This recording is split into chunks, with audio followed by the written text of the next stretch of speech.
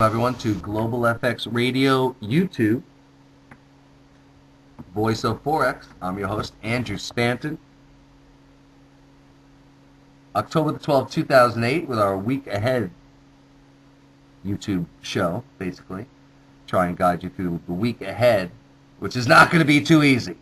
Holy crap, would you look what this market has done, our foreign exchange market has done on the open. In the last hour and a half, we have seen the yen carry trade explode. We're seeing Australian dollar come back big time. We're seeing the euro dollar coming back huge. Euro sterling has been making very strong moves.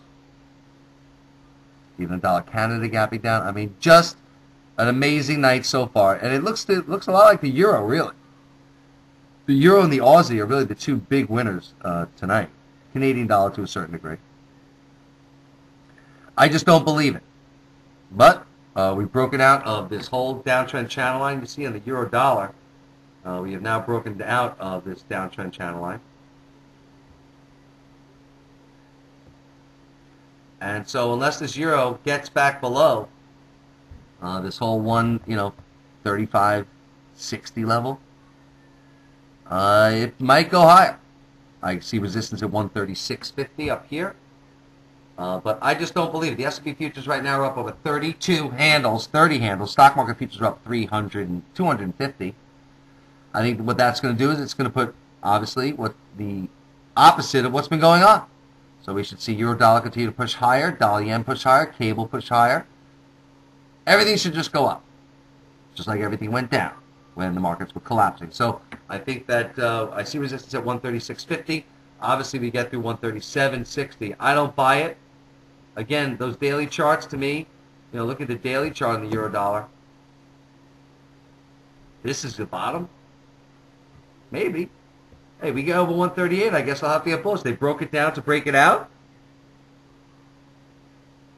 So the euro dollar really, in my opinion, needs to, we get through this 138 level and we can be talking. And that'll be the higher probability trade. Right now, unless we get over 137, this euro dollar to me, looks still very short. It's a gap up. A lot of traders play with a trade called fill in the gap. They'll stay shorted at some point in order to cover it. Obviously, you have to have some sort of stop. But covering it when it fills in the gap, when it basically meets the opening price from Friday, the closing price on Friday. Dollar yen looks like it might want to bounce to 101.50. That's another one. They broke this whole downtrend channel line. Another one. Breaking these downtrend channel lines on the hourlies, I think it's significant. I'm looking to buy dollar yen on a pullback. I don't want to chase it here. But you get a pullback maybe to par 50. And dollar yen would be maybe a nice buy there. But dollar yen, clearly with the S&P futures up, with these idiots coming up with nothing new, just pumping more money, and listen to my Global FX Radio broadcast if you want more in-depth talk about with that, but I don't have enough time for that. But look at this on this YouTube. The dollar yen looks like it's probably going higher. 101.50. 101.50 I would say dollar yen's probably going to get to. With the futures up, with the markets all giddy that they came up with an answer, well, give me a freaking break. Euro sterling continuing to push higher. Cable, the relative strength loser. I mean, London's taking over. They're going to have controlling stakes in RBS, Royal Bank of Scotland. HBOS is their big mortgage lender. I mean, they're going to have controlling stakes. HBOS I can understand. But the banks? What happened to capitalism in the free market society and let the chips fall where they may? Laissez-faire. Out the freaking window is where it is. And it's a joke. I think our founding fathers would be freaking out. I think they're freaking out, and they are, and they're rolling over in their graves. Cable looks like the relative strength loser so far, looking at this hourly chart. Nice downtrend channel. We bust through the 71.50, and it's going to explode. Euro sterling has to stop going up, which is what we're seeing happen right now. Basically, a short euro, long cable could be a nice trade here. I like that actually a lot. We are long cable, and we're short the euro. Down about 20 pips in our euro trade, up 20 pips in our cable trade. If you got the low, our buy was 71.10. Some of you may have gotten it, some of you may not. But cable and the hourly, if they're all breaking this downtrend channel line, Cable's certainly going to do it too. It's just euro sterling keeps pushing higher. They love this European plan, I guess. It's a joke. What new did they come up with? What ingenious new thing that the market didn't think of did they come up with? Nothing.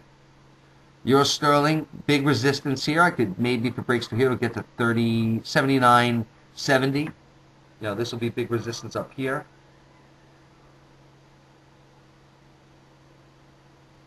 Another one that broke through this whole downtrend channel line, right? Big resistance though, 79.50. I think we get to 79.60. I don't believe euro sterling is going to get through 79.90. You know, again, there's still going to be talk about the European economies, the countries of the Eurozone. The European Union want to bail out of the euro. And if you listen to my Global FX radio, I think the only thing that's going to save the world is when countries now start to go back to backing their currency by something physical. The psychology of credit, the market psychology, in God we trust, in physical paper is gone. And I didn't see anything they came up with over the weekend except injecting more money, which is so anti-capitalist, anti-trust, anti-free market, that I think that the only way to solve the problem is to go back to the gold standard or some sort of variant of it. Maybe back more of the U.S. dollar by some gold. Something like that, something that would really instill confidence in paper again. And that's the problem. So euro sterling, again, I don't see how the this German zoo coming up. So right now I think euro sterling is pushing higher. And I think the euro's outperforming, but I still think this euro is going to turn out to be an awesome short once this maybe turn around Tuesday. Maybe it'll be turn around Tuesday. Obviously euro yen lagging. I mean, Euro Canada, give me a break. If anyone could back their currency by physical stuff, it's Canada. So I think that Canadian dollar is going to be a great trade to the upside. And the Australian. And look what's happening. But again, looking at this euro yen on the hourly. And again, to this week, folks, I think economic numbers mean nothing. I think it's all about what they're going to do to solve this financial crisis. I think economic numbers, New Zealand was better tonight, but I think numbers coming out over the new numbers, the numbers that are now, are going to be an abomination. So we look at this euro-yen trade, and so I think numbers mean nothing. I think you fade the numbers. I think everyone knows, so if a currency goes down on horrible economic numbers, I think we revert back to the trend of the day, whatever that is, after the number comes out, after the initial move. So watch yourself trading news in this market environment, that's for sure. Euro-yen breaking this whole downtrend channel, looking good, but I still think it's going to fill the gap. The S&P futures are up big, and I think, remember, it's holiday tomorrow, so the markets are closed, Canada and the U.S., so it's going to be very illiquid. Watch yourself, widen out your stops, widen out your limits. Do not over-leverage yourself under any situation in this market. You will probably get stopped out because everything's going to go higher or lower than you think. And right now this euro, well, I think it's going down. It's going up for now. I need to see a reversal under 36.50, and I'll be very bearish on the euro yen. And euro sterling, I think, is a good short too. But that looks like it's going higher too. We're short that also, losing a little money. Sterling yen. Another one. Right now, sterling relative strength loser. I think the markets don't like this plan by Bank of England. So.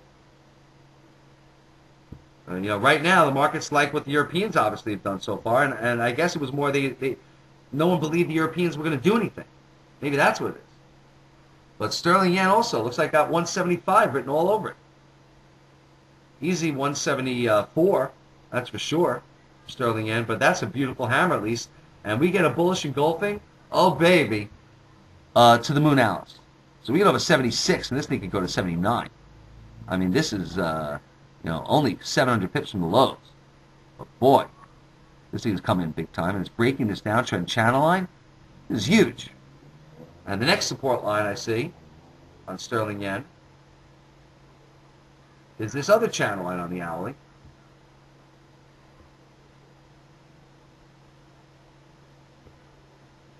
Right there. So we're heading up to major resistance here, multiple channel lines. And I think that, again, watch these futures. If they reverse, Okay, I think we're going to get a meltdown back down. So, Andrew Spanton, Global FX Radio, YouTube. Be very careful out there. It's wabbit hunting season. I'm just kidding. Have a good one, and we'll see you all tomorrow.